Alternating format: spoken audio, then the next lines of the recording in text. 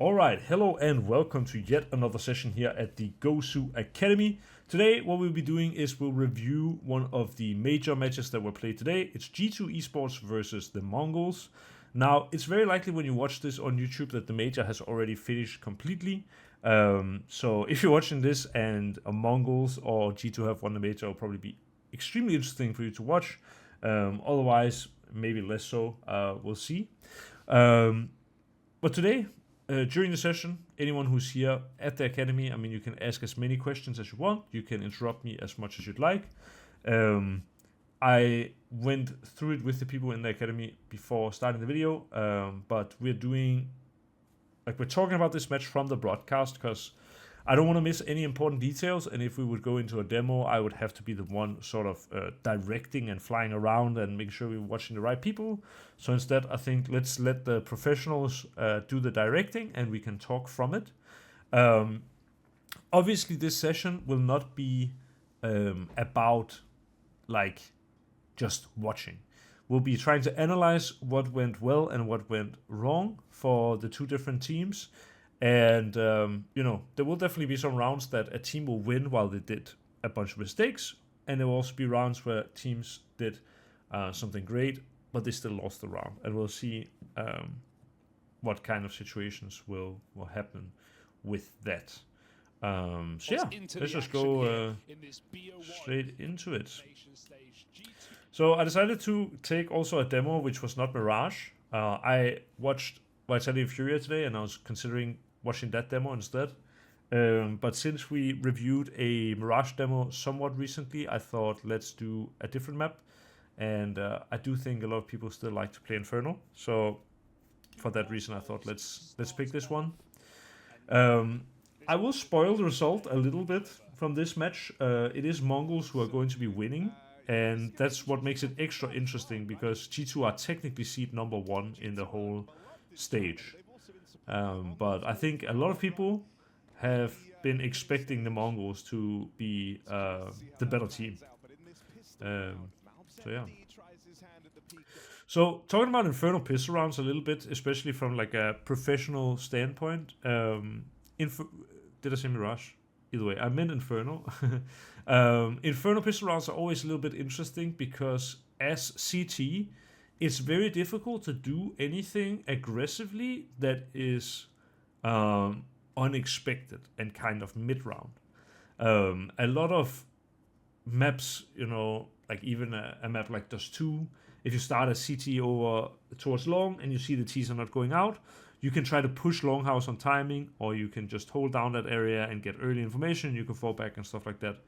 On Inferno, you almost always have to do some kind of gamble stack as CT and hope that you guessed correctly. It's really difficult to do anything that is taking space mid-round, because the Ts, if they want to take apps and you're pushing in apps, you will die. If you're peeking mid but the Ts are close in mid, you're gonna die. And if you peek out B, you will typically only do that if you are 3B, and then the Ts will a lot of time react towards A. So CT Inferno pistol rounds are very difficult, and I think they are actually the most difficult to prepare in the whole map pool. But as a T, it's kind of the exact inverse. You can play really default heavy pistols where you're just feeling out the map and then figuring out what is the stack and then making a good decision. And that's probably what we're seeing Mongols do here. I think we saw G2 use a smoke on B early. And yeah, I missed it a little bit, but now number 5, which is Nico, is going to use a smoke when the Mongols start peeking in on B. He's just shooting a little bit and they immediately smoke. So now they know there's at least 2B. And this smoke being thrown so early by Nico in a pistol round is not Nico being scared. It's more so Nico trying to fake that there are only 2 people playing B.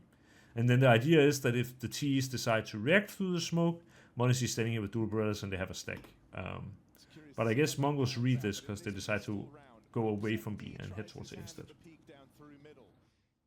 It's Hunter who's in an interesting spot with these dual Berettas. Mazinho's been able to sneak on past him.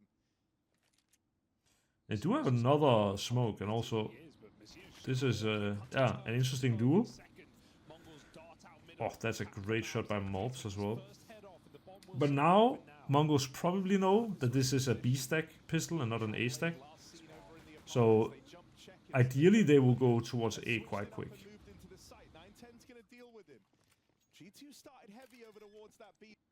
Now on Inferno, it's basically in any round.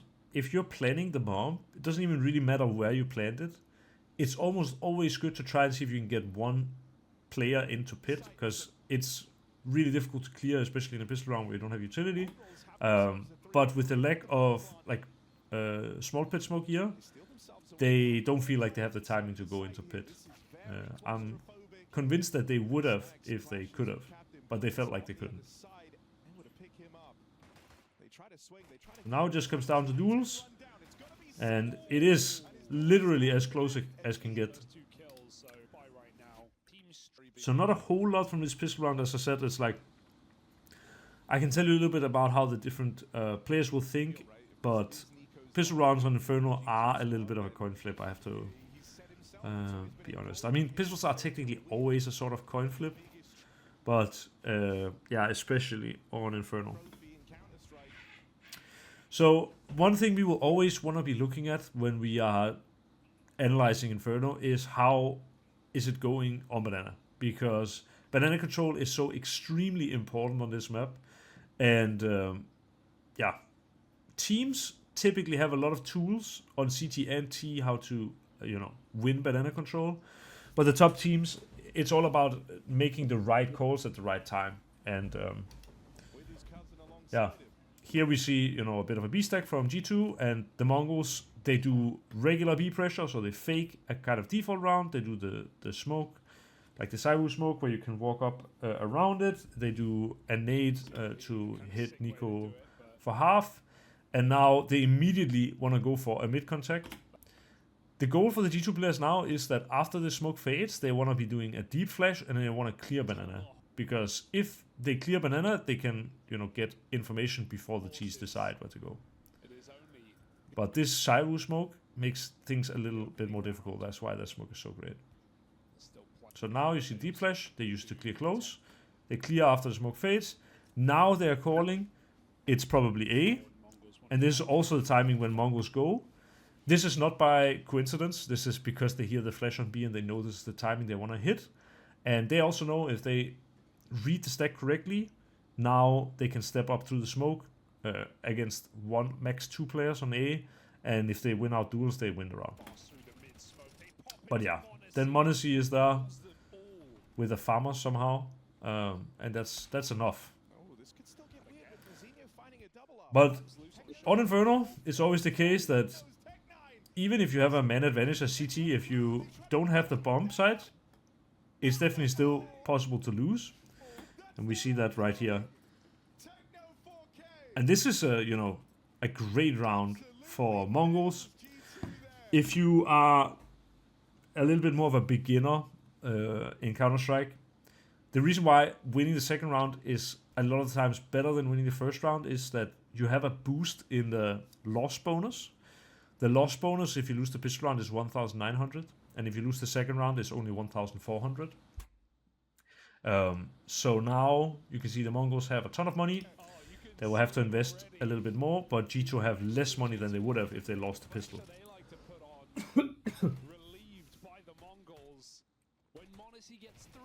And here you see also the power of reading the stack correct, basically. Was someone trying to say something? Sorry? No. Okay. So now G2 are going to do a half buy. Like Inferno is one of those maps where I think we talked about it when we did a session about Academy. But it's one of those maps where, because you want to have a lot of nades on the buy rounds, you likely want to buy in the rounds where you would where you're between having an eco or having a buy.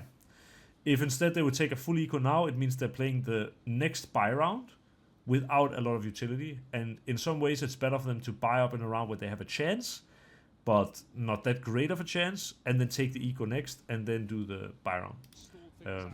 So this round is about either trying to obviously win it or keeping the T's money low. And one thing you will see a lot of teams do on Inferno especially is buy a lot of smokes on half-buy rounds, because if you can use your smokes at the good timings, then you can actually, I mean, it's enough. You don't need big weapons to win. Yeah, great peek by Senzu. They kill Nico here, who is B player, so it doesn't give them that much information, but they know someone was CT as well with a smoke. And the key now for the Mongols is to try and use their smokes to fake that they are going B. Even though this obviously takes a ton of utility from the Mongols, this also forces an extra smoke from the CTs on B most likely. We'll see if they decide to do it. Okay, they actually don't, so instead the Molotov here forces out Malps, and then the lack of smoke used from Malps means that they just walk in B and they win the round. I'll skip a bit ahead. Now, you were just speaking about big weapons. Like, I feel like on this map, it's a little more tighter than, say, Dust, maybe Mirage, right?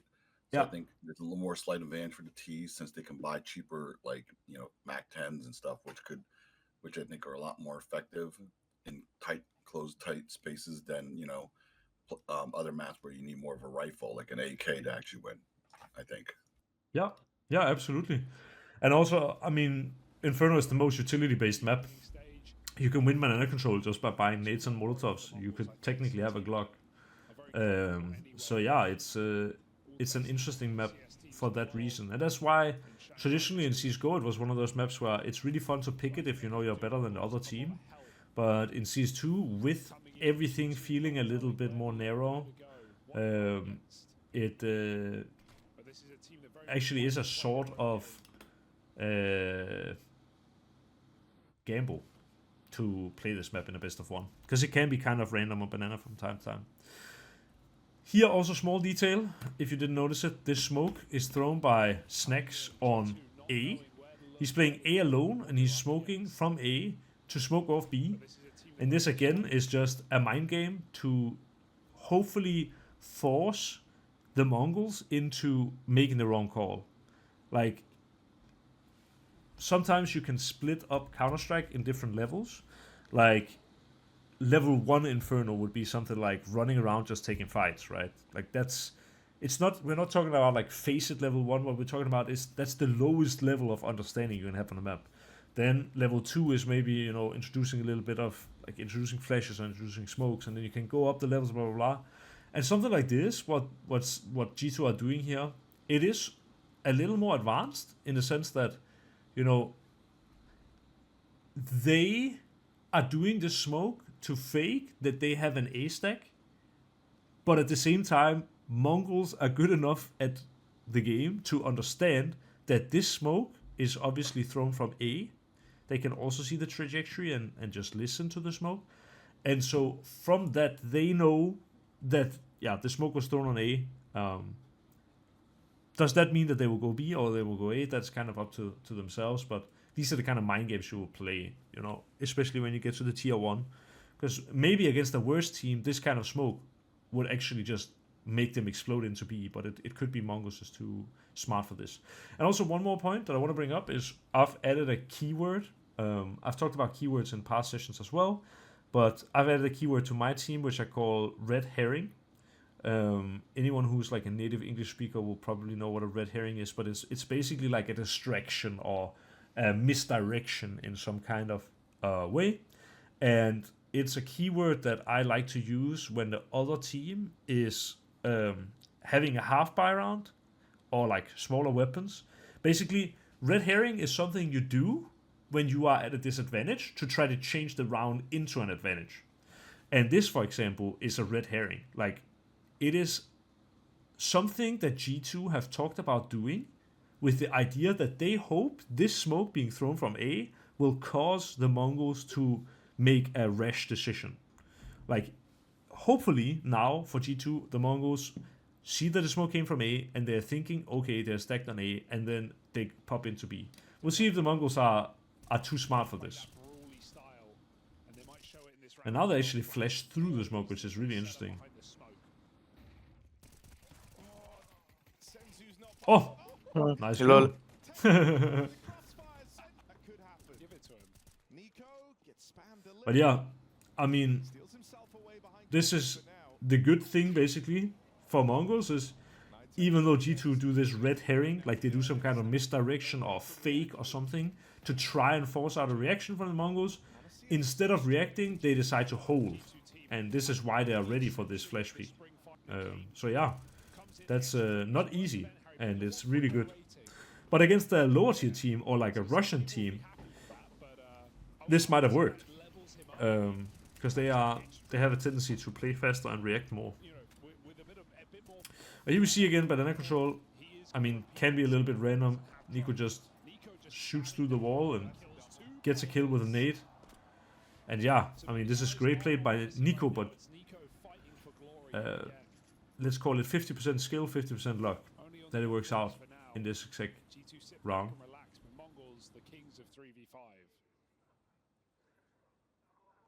So now, obviously being, you know, a double disadvantage early, they need to figure a way back into the round. And I guess what they decide to do is just do basically a silent B round. And they're actually gonna contact in all the way. And now, yeah, G2 have the bomb. Actually, what happened here? How does this... Oh, so the smoke is a little bit botched. And they get a kill. And then from this, they get another one and another one. So yeah. This... I didn't see this coming. I didn't watch the match live. I had another kill from 9-10.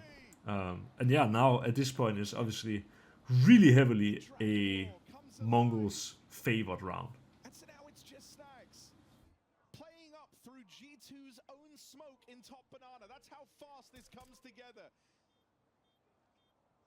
That's not true what the commentator says here. But yeah, he is left to save, and the Mongols save as well their weapons. So that's great. Great round for the Mongols.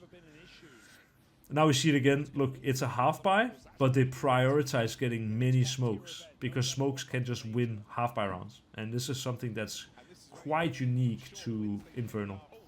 That's crazy from Nico. So the reason why he's able to get this kill is because a common play is a rifle going up on the logs and then an AWP climbing on top of the rifle, so you have really good angle towards this. Then you will Molotov out sandbags, and then as this player is retreating, you kill with the AWP. And yeah, Nico just decides to destroy him instead. And this is great as well, because now they've slowed down the banana control a little bit. Now they can drop the one smoke. We have another smoke on Malps. We know already that G2 have lineups to re-smoke B from A as well.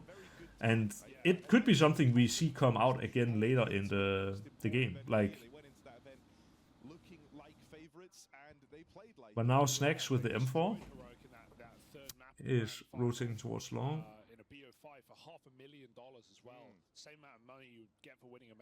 And yeah, I mean, if you look at it, right now Malps is playing B alone without Kevlar, and he is just having a smoke, which pushes Mongols to the other side of the map, which is right into the stack. This is a great gamble by G2, and what you need in these kind of rounds. It's another heavy advantage for G2. They only have these pistols in place, sure, but and now 3v5 again for the Mongols. But it's winnable though, especially now that Nico died. And they should also know, actually, Nico is a B player, but yeah, it doesn't really, they don't have time to change their plan, and yeah, it just comes down to duels in the end. One thing I will say about this round is that this, I think, sometimes can be the disadvantage of a team like Mongols, is that they do take some calculated risk. I mean, any team does, right? But peeking this kind of angle dry without a trade is a pretty big risk against low money. Like, there is the chance that they don't have setup here, and that there's just a pistol and they can take the space for free. But when you have this much utility and you know your opponents don't have a lot and they have low money, I think it might be worth it just to, Molotov the copy to be safe. And then you can always do like one singular flash. That would probably be enough to clear out this area. And I think, these dry peaks is something I'm going to be looking to see if Mongols will do more. Because I think a team like FaZe, for example, would do this different. But there will obviously always be situations where you have to take a risk. And now as well, this is like a kind of classic thing. It's also sort of another mind game that is common. But now, because the Mongols just lost against Pistols on A, and they've been pretty successful towards B, it's very likely that they are going to end B. Like, at a certain level, teams will start playing the mind game of, oh, we just beat them on A, so let's, like, they're probably ending B now. If you lose a round towards a bomb site, it's unlikely you will want to go there again unless you had a feeling that this was down to something unlucky. And it could be why G2 are now starting with 3 on B.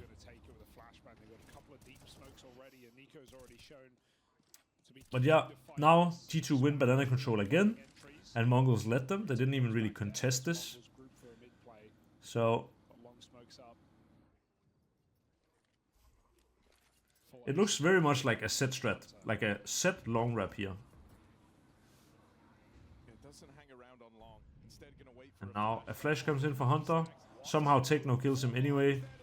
And this kind of a kill is so important for Techno, because it allows for the split much better. Now they can slow it down a little more. Yeah. Missed shot by m0NESY. And yeah.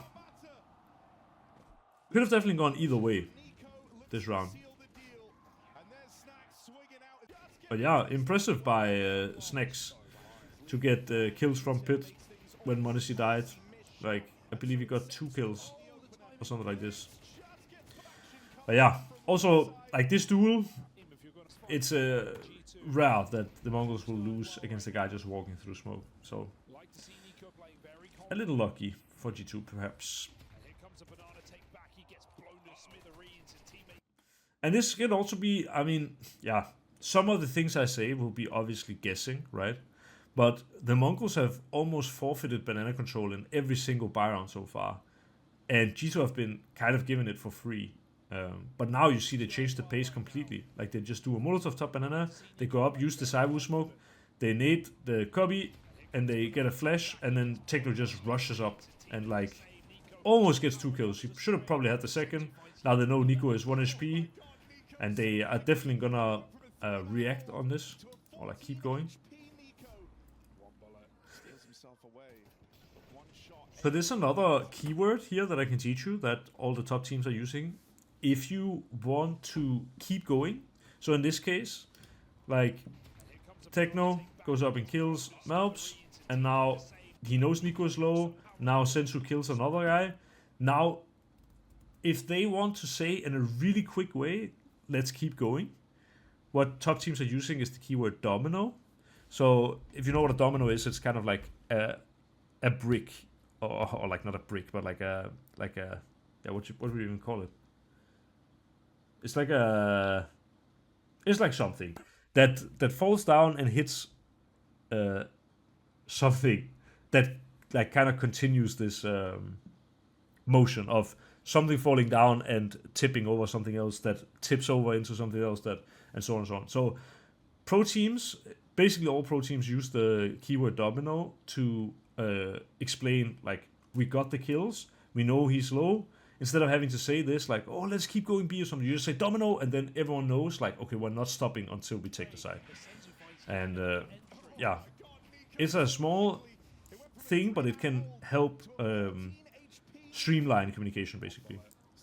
And now, yeah, Sensu wallbangs him. There's no chance. And I assume a save from G2 here. I'll skip ahead a bit. And now, you see the change as well. Mongols just did a super heavy B control, like where they just instantly popped, and now this is exactly what G2 want to counter. They are going out and fighting aggressively early. But yeah, they get pretty unlucky with Techno finding a kill through the smoke. And this is, you know, a great example of how random Banana can be. Like now it's just a bunch of smoke spam, utility usage and stuff like that, and really anything can happen. But there's obviously ways where you can put the Banana control into your favor. There will just be rounds like this, for example, where, yeah, at this point in time, there's been 3 kills, and they've all been through smoke.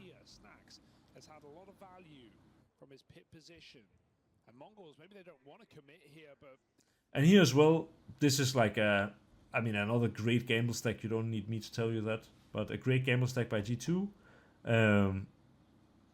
It's a risk again, but this is the type of risk as well you just need to take on Inferno, especially when you're at a disadvantage. And the reason why it's such a good risk is because when you have no money, I've also talked about this before, but I have this golden rule of 3.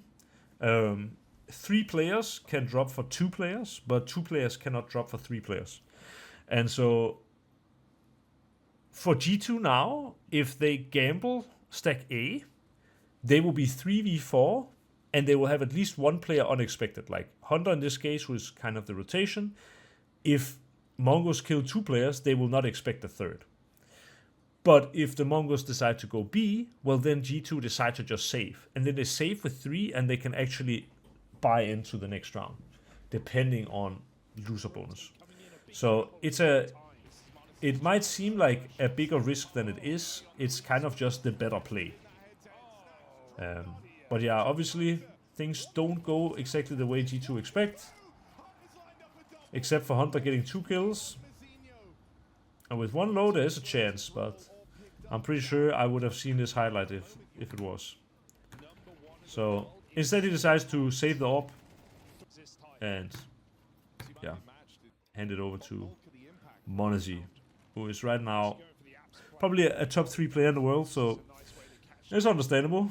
If you can save him an AWP, it's possible that he will win you the round completely alone. And there was definitely a chance to start that. Instead it's Snacks and the setup between Hunter and m0NESY. Now they even dropped the bomb.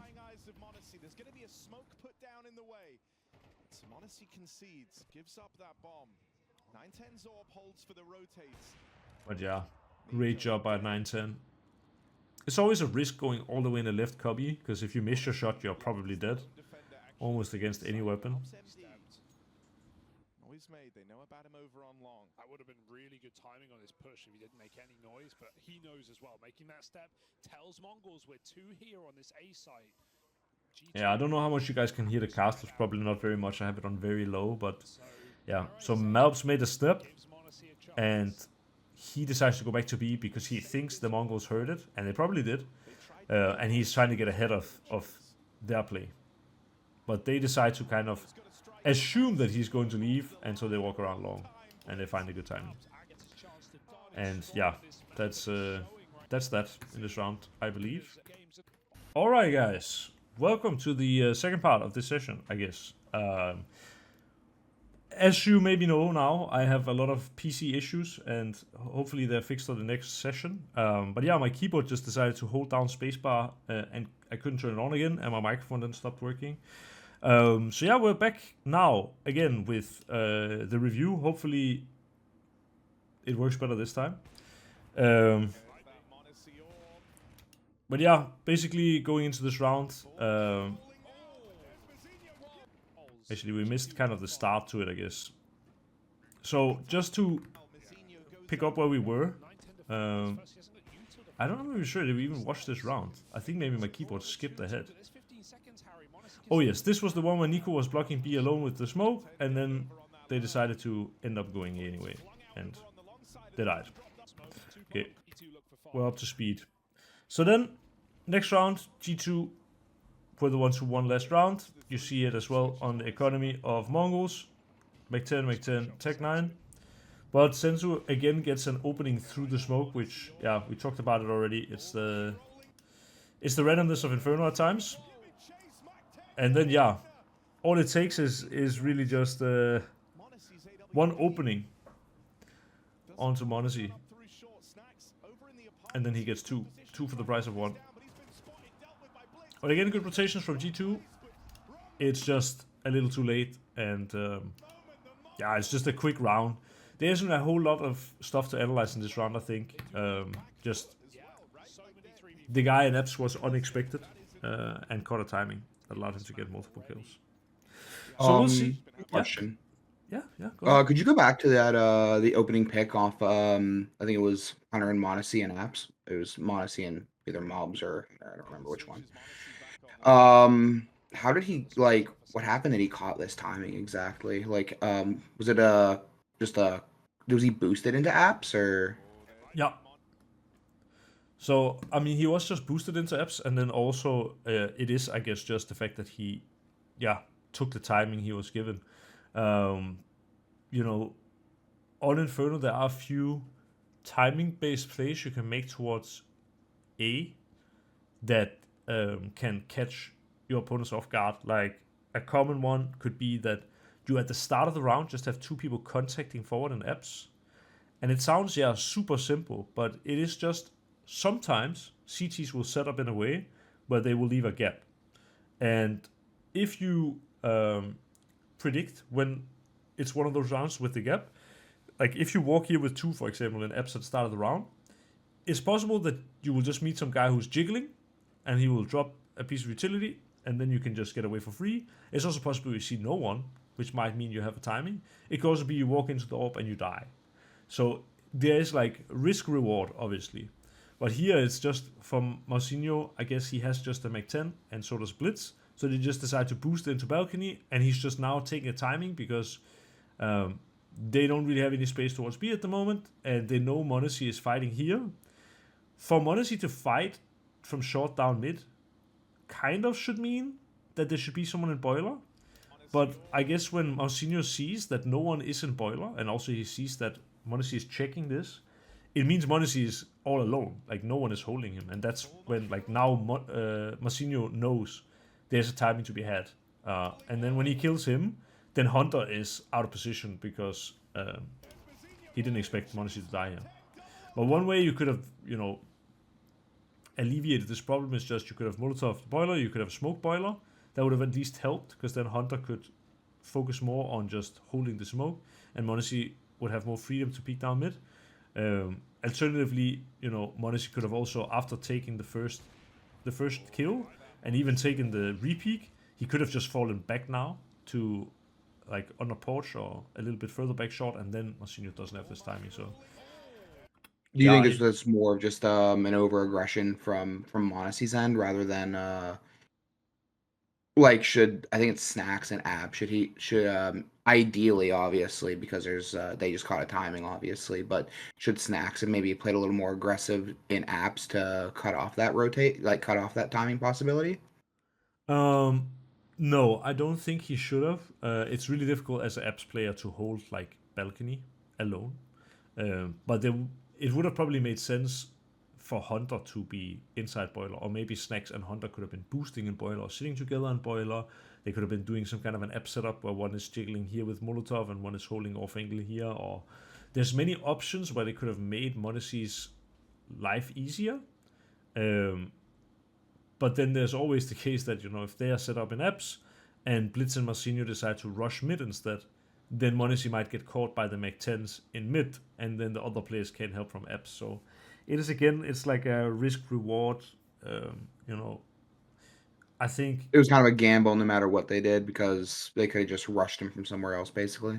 Yeah, I mean, a lot of Counter-Strike is leaving a small gap and hoping the opponents don't abuse it, but there will always be timings to be had, basically. At least for the most part. I mean, if you just were to play a default round of Counter-Strike every round, there wouldn't be that many timings to be had. But so much of Tier 1 CS is, changing your setup so that teams can't counter you very easily. I guess that's the best answer I can give. Just talking about the pistol rounds again, like look here, we see another default round from G2, like they're playing super slow. And the Mongols as well, they're playing for information and started the round, but now they decide to kind of do a passive gamble stack on A. This is just the nature of Inferno pistol rounds. Like, you have to just hope you have the right read. Obviously, there are things you can do, like here. Techno is playing here with the smoke. If they decide to try to go into B, he smokes off B, and Blitz has a flash for his back, and then they can still fight together. But in the end, it is sort of a risk. So now the smoke comes down. And now he needs to kill as many as he can. And it's going pretty good. Interesting Molotov actually by Snacks. Expected someone top first. And now, because they got blocked, they just decide to run A. Yeah, really well played by 910 to peek a little bit delayed. And then yeah, that's basically it. And then ST, yeah, this is also a small detail I will share with you. I talked about this with my team today, and I definitely think it's true. There are certain maps in the map pool where you can buy 5 deagles and you can get away with it on T side. Like a map like Dust 2, for example, you can actually do a lot by having 5 deagles who take mid control and try to go over short and run out short with deagles. You can win duels like that. You can even, without utility, get lucky and win a deagle round. Like you can peek mid against an AWP basically and hit a crazy 1 league or whatever. There are definitely some longer ranges where you have some decent duels on Dust 2. But on a map like Inferno, it's really not a map where you will want to play 5 deagles. I'll give you another example, a map like Vertigo. It's not a map where there are that many easy long-range duels for T. But on the other hand, these maps are ones where you can definitely explode into like tight spaces with Tech 9s. And so when you play these like second rounds on Inferno, if you want to buy, I really suggest buying Tech 9 more than buying deagle if you have some kind of a plan, because they can overrun CTs, and like this is a perfect example of it. They trade evenly, and now they trade evenly again. But this would not be possible with deagles, right? And so it's worth thinking about. Some maps are more deagle maps. Even a map like Mirage, you can take 5 deagles, you can go win. But a map like Vertigo or Inferno, you definitely need some Tech 9s. And yeah, you know, this isn't even that bad of a round from the Mongols. It's not like they made a huge mistake. Playing outside, like out in this space, like in sandbags, is a little risky against the Tech 9s. But yeah, it's not like they made a huge mistake or something like this. I have a question.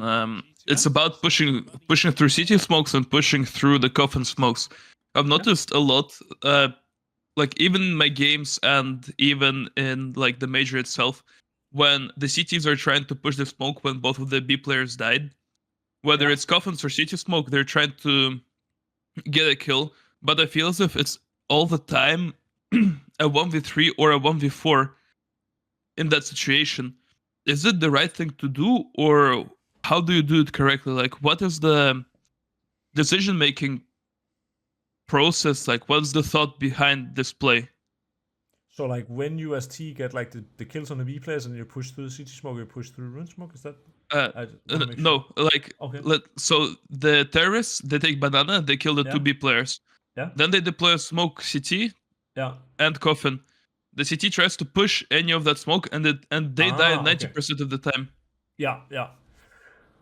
I think part of that comes down to like timing. You know, if you feel like you are there on good timing as CT, you can go for the duel and see if you can get 1 kill. Inferno is probably the map where if you have the bomb sites in a like 3v3, for example, it's so difficult for the CTs to retake unless they have a lot of utility. And for the CTs, you know, part of the win condition there is if they can kind of go through the smoke and get 1 kill and get out, that's what can change the round for the better. And I mean, even in this case, for example, you see this guy feels like he's on good timing. Yeah, He really comes good over. timing. He's running through the smoke because he thinks, like, if he wouldn't get blind here, he would have extremely good timing. But even when he goes through, like, he actually catches one guy looking into a wall and another guy with a smoke out. The fact that he gets 0 kill or like 1 kill here instead of maybe 2 is, I think, a little It's unlucky. it's Monosy who killed him. Okay, I understand now. But I think if he didn't get flashed here, he would probably run out and immediately fight when they are like running and trying to smoke CT and stuff like that. And those are the times you want to try, because in a 3v3, if you don't have good grenades like to Molotov triple and stuff like that, the retake there is very rough, basically. So it is a risk, as you say, and it is sort of a 1v3, but it's also in a way the only way in to the round. Okay, thank you. Yeah, no problem. But I think you won't see many professionals do this when they are on bad timing. Like, if the T's can be on this side of the smoke, they probably don't go through alone. It's only when they feel like all T's are in this, like, in front of their crosshair. As soon as the T's can cross the CT smoke, then it's no longer fun to go through. It's like Electronic. I think he just slipped off. He was not even a good player. Like, at the moment, I look at him play, and he was making so many bad decisions. Like, he's not helping his team sometimes. He pushes the smokes, and Inferno was one of his worst maps, and they were playing against Wildcard. He starts pushing the smoke coffins with an MP9 when they're already on site, and I'm like thinking, dude, you're a tier 1 professional. Even like I, as a face of level 10, understand that you're not supposed to be doing this. Yeah. I mean, there can always be a reason why he decides to do something like this, you know. It's sometimes it can even be that the reason he did that is so complex that you, even as a face level 10, you actually don't even understand what goes, like, what's behind that decision, you know. Maybe I would be able to come up with some kind of an answer if I would look at it, but yeah, in isolation, what you said, it sounds like a very bad decision. I agree. Yep, I have it on tape. We were looking at it with. One sec. I'll show it to you after your lesson. Yeah, that's good. So that molly that G2 threw, that, like, I call it the ROPS molly that they throw into apps there. Whenever I play, I usually throw that. That's like a default molly I throw. Is that like something that's okay to do, or should that be more of a situational molly when you definitely want to take apps control? So you're talking about the deeper one, right? The one that, like, you run throw from alt mid that covers the corner of T stairs, right? Yeah, stairs, it's the one that hits the door, right, and then it goes deeper. Yeah. Yeah. I mean, that Molotov is kind of meta right now in just standard rounds, because it makes it so CTs can't really push this area, and also on the new Inferno, it's not so dangerous to peek, like, if the CTs peek the balcony at the start, because the angles aren't as good, I guess. And also, especially in a round like this, where you know they have pistols, like, they're never gonna peek your balcony at the start of the round. That would be crazy. So it's good because the CTs can't push closer. But I mean, yeah, I think it can be good on a standard round, basically. The thing that I wish G2 would have done different here is that either they could have done the normal Molotov, or they could have done this Molotov, and they could have asked someone to come second mid and re-Molotov it, right? That way, when you're clearing this space, you can do it while the Molo is still burning. The issue they have now is that, I mean, yeah, they can just kind of stand here. I think also this one was a little bit failed. You can get it to land more here, and I think this angle can be pushed back a bit. But also I wish Malps, because I think that's a really big detail as well. When you know you're playing against low money, if you're playing against this Molo, you can just bounce like a nade off here. So if they're playing close, they take a lot of damage. And instead he just dry peeks into a 5-7. But he has a nade, and if you would bounce it here, this would be massive damage. And it is kind of common that CTs will try to sneak up close to the Molotov and wait for it to fade, and then if you nade as it's fading and you swing and peek, you can do a lot of damage. So yeah, I do think this is actually quite bad by G2. And yeah, they trade 2 for 2 even though they have just pistols. But yeah, that Molotov, like the Rob's Molotov, like you said, it's a great Molotov to use, especially against low money. Because you don't have to worry about them peeking balcony, and it stops them from pushing early, so you can take the close spaces, and then you can develop apps control in a better way, in a more secure way. You know they can't Is be it- like, hiding on the left, for example. Yeah, is it so like on full buy rounds? Is it maybe a little more situational then? Yeah, but I do think it is kind of meta to just throw that Molotov right now. Like, there isn't that much that you lose by doing it, if that makes sense. So if you like doing it and it's giving you good results, I would say just keep doing it. Senzu has resources to work with. But firing off Snacks is now made. So yeah, we'll see this clutch if there is any juice to get from it. Otherwise, I think since I had some PC issues and stuff like that, and also it's getting quite late, especially for the Europeans who might have work tomorrow, me included. I think we'll go through the rounds a little snappier. I think I will only pause if I see something that's really interesting. Otherwise, we'll just talk about, you know, we will talk about it as it goes on.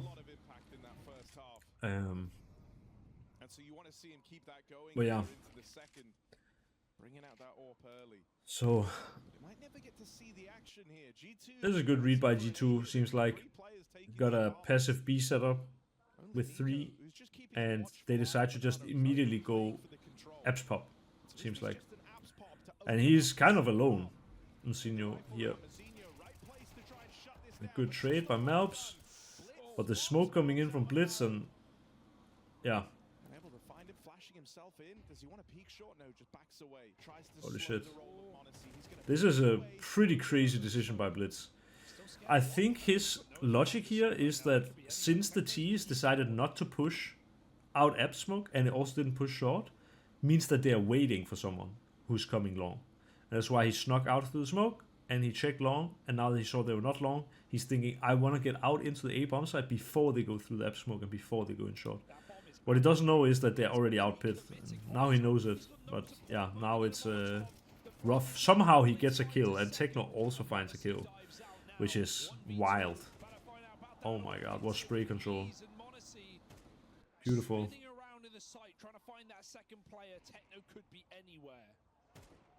And yeah, they should realistically know that the bomb is pit, so there is a bit of a timer on Monacy, and also no matter what, it's not an easy round.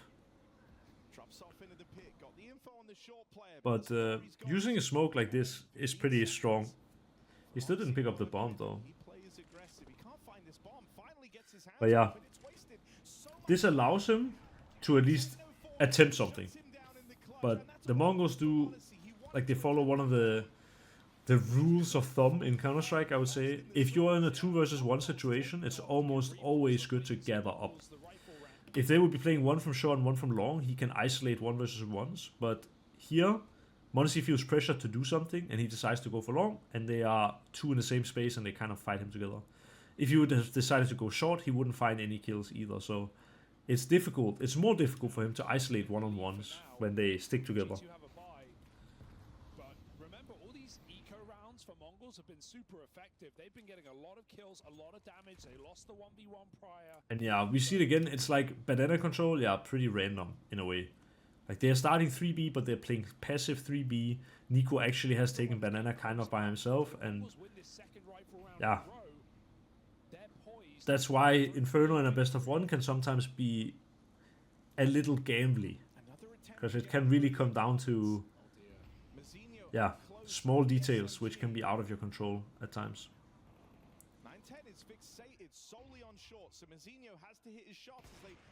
It's a good shot. And now they block apps on a really good timing. And now that's a pretty big kill to get for Snacks, but it gets traded immediately. If Snacks would get the second kill also Insigno, this has G2 written all over it, but because he decides, like he manages to stay alive and gets the kill on Snacks, he wins the round, basically. Then it's a 4-on-2 instead. G2 have basically no chance. They need to do something special.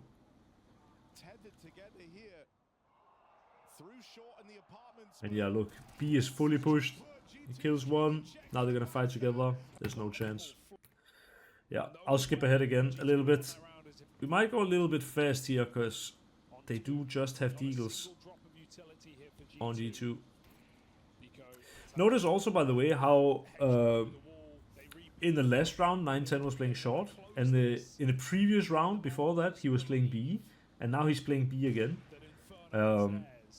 This is actually also something that I remember I learned from, experience. Which I guess everything you learn is from experience. But one time when I was quite good at the game, but definitely not professional yet, I was playing against the Danish team, and they were kind of our rivals. And I was probably the star player on the team, because I was AWP player. And even though I think I was playing pretty good, I didn't have as much impact as I would have liked. And after the match, the guy who was the in-game leader of the other team, who, you know, was quite good, he's been analyst for Astralis and stuff like that, definitely a smart guy, he told me that part of the reason why I didn't have so much impact was because they tried to figure out where the AWP was, which was me, and they tried to go opposite, obviously. And it's like, this was, you know, almost 10 years ago, and now it's something that's pretty common, like where you see the AWP, you kind of want to go elsewhere. But it's just the power of having someone like 910 on your team who is a dynamic AWP. He can be B, he can be A, he can be in, you know, he can be in apps, he can be long, he can be short, he can be wherever, basically. And it's really difficult for G2 to get a feel for where the weakness is. And now even they decide to bring out double AWP, so there will be even less weakness, I guess. And now, again, exactly as I said, dynamic AWPing, now he's inside apps. And yeah, this is a shot he probably hits on a regular round. And it would have given an opening again. And now instead, the whole round falls apart. I'll skip ahead a little bit again. But yeah, it is interesting. Like, we'll see now, he has AWP again. Where does he start this time? Now he's starting long and peeking mid. And yeah, if you are an AWP player, or if you play with a guy who is an AWP player, it's good advice to give. That at least if you're taking steps up the ladder and you're competing against some better players, their goal will a lot of the time be to go where the AWP isn't. So in CS, it's never good to be predictable. Predictable is easy to beat. If you're always A with AWP, then yeah, they will just go B. And if like, it's also, if you're predictable as an AWP and they know you're always starting A, they have more chances to go contact on B, for example.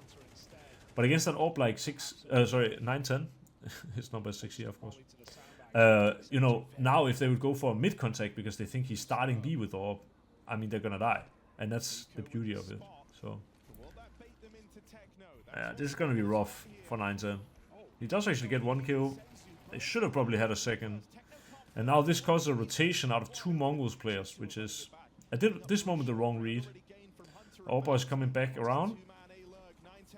Now smokes come in. Oh my god. This is a close round.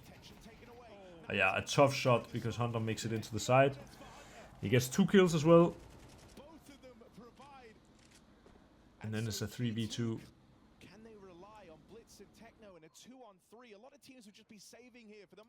And yeah, they decide to try it a little bit. I think maybe what Techno even tried to accomplish, because Blitz was already saving, was actually denying the golden rule of 3 I talked about already. If he can just go there and get 1 kill and then save, then the T's are, instead of gaining money, they are losing money. And you can see they have built up a bit of a bank.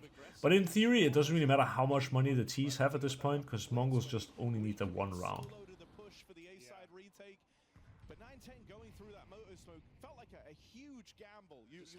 So, I'll see if there's anything to talk about in this round.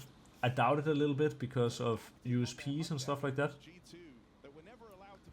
Because that A site crumbles so decisively. He knows the Let's watch it here. win the name of the game at B, but right now G2 could just walk in. G2 are biding their time, and I think they're doing something very smart. Like, they are doing a CT smoke, and when they did the CT smoke, they realized there's like no resistance here at all, which, I mean, normally if you get pressured on B, you will at least use a smoke, and the fact that no one is using a smoke on B means that they can do a full B execute and probably walk into a pretty clear side. You see it here, Molotov triple, Molotov top first and second, I guess, and now it's just, okay, that's crazy. But yeah, if there would have been a CT here, he would have likely wanted to block with a smoke, and since he's not blocking with smoke, it can mean either they are stacked there without smokes or there is no one B.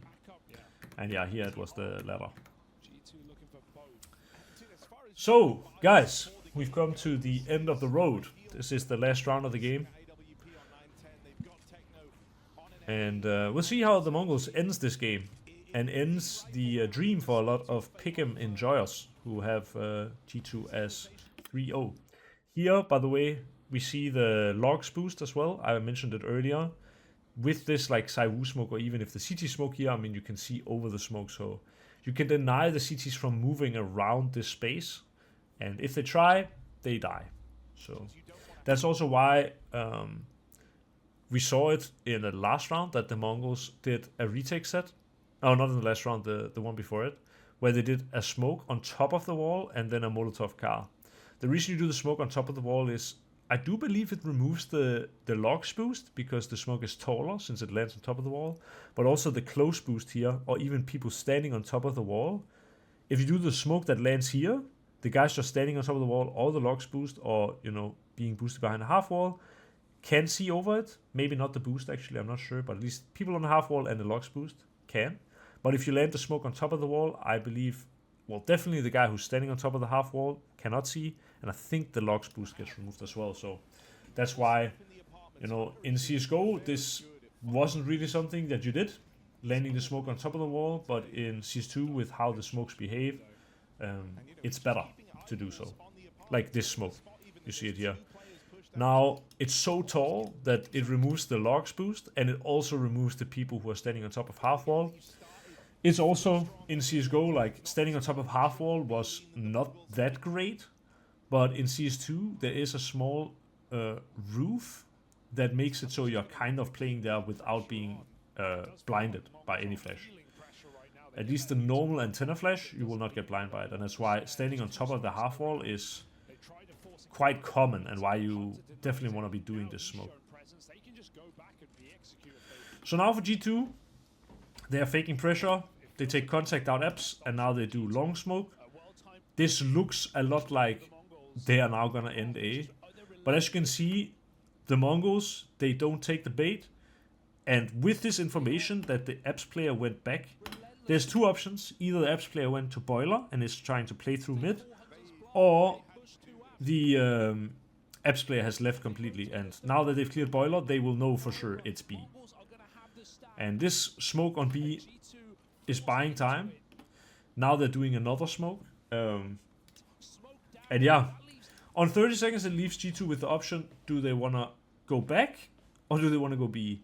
And because they've cleared out all the space on A, Mausinho here, he can actually just jiggle peek from boiler and hold info in case G2 wants to come back to A.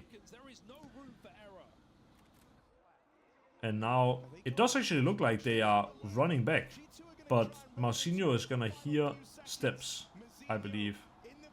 Okay, actually not. Holy shit. He needs to come up big here.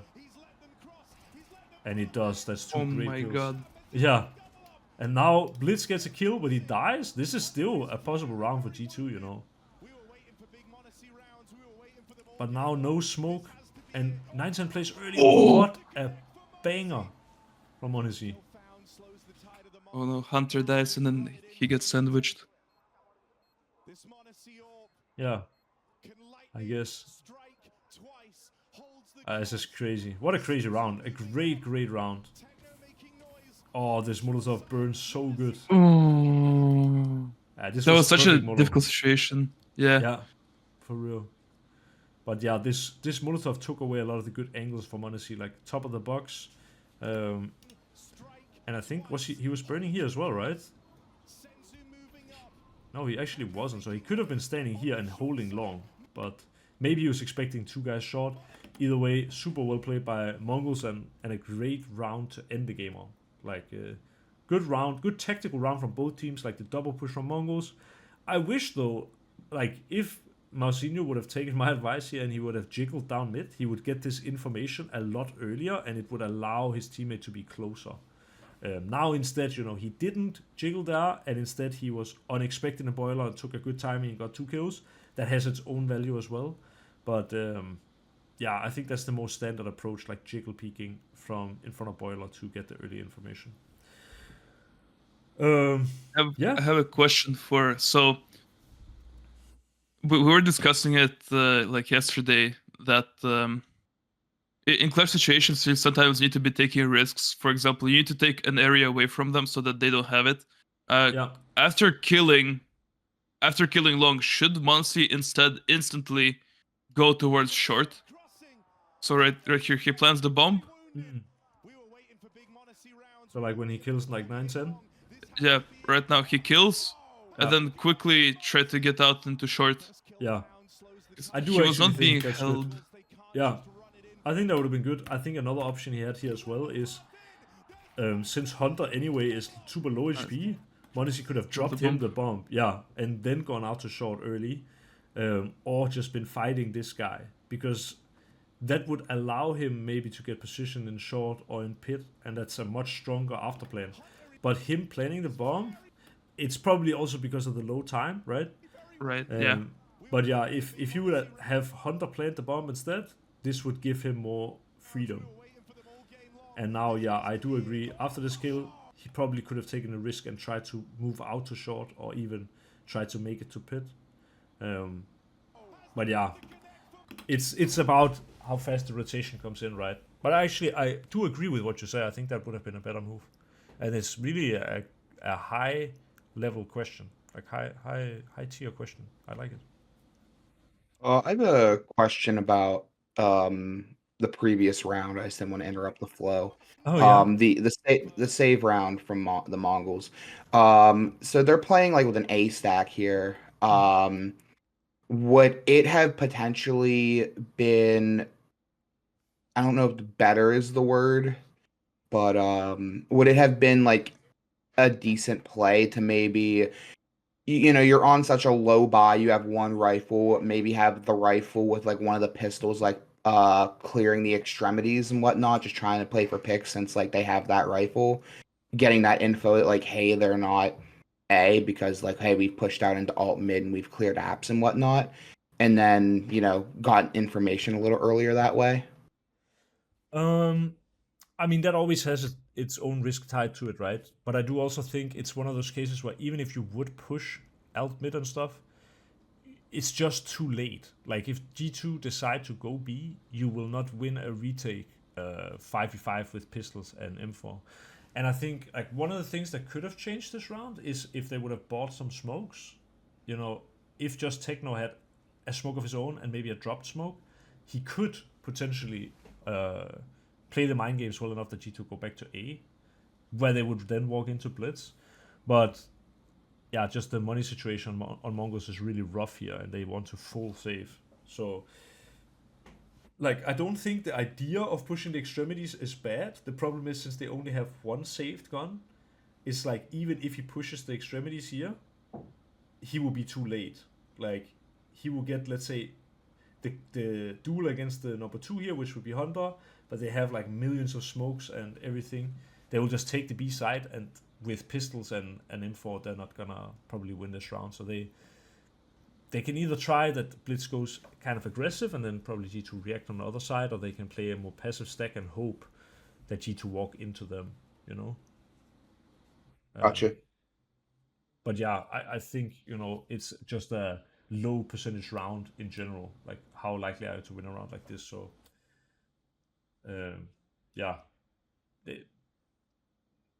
I think maybe they could have done things different, but I don't think there's any like surefire way to win it or even get close to that, right? Gotcha. Yeah, because it's like at the end of the day, it's 4 AKs and an op versus USPs and to save them 4. So Yeah, exactly.